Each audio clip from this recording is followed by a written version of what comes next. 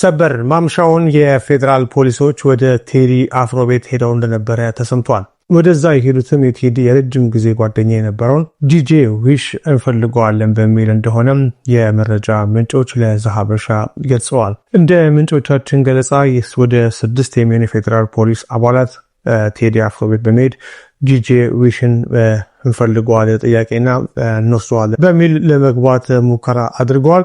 ሆኖም ቴዲ አፍሮ በምሽት ከ6 ሰዓት በኋላ ወደ ቤቴ እንድትገቡ አልፈቅድላችሁም በማለት ከፖሊሶቹ ጋር የተወሰኑ ንግግሮች ከተደረገ በኋላም ዲጄ ዊሽም ለጊዜው ሳይያዝ ቴዲ አፍሮ ቤትም ሳይገቡ መመለሳቸውን የመረጃ ምንጮች ገልጸዋል። በዛሬው ዕለት እንደነገርኳችሁ የቴዲ የልብ ጓደኛ የረጅም ጊዜ ጓደኛው ያሲን እንደዚሁም ደግሞ ምክትል ማናጀሯን ሰለሞን መታሰራቸውን መዘገባችን ይታወቃል። በአሁን ሰዓት ላይ ሜክሲኮ በሚገኘው የወንጀል ምርመራ ቢሮ ውስጥ ታስረው እንደሚገኙ የፖሊስ ምንጮች ለዛሀበሻ ገልጸዋል።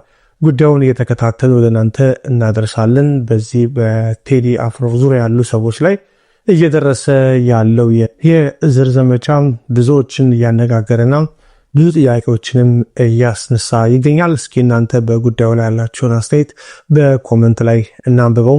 አሁን ያለው መረጃ ይሄን ይመስላል። እየተከታተልን እናቀርባለን። ፔጃችንን ይከታተሉት።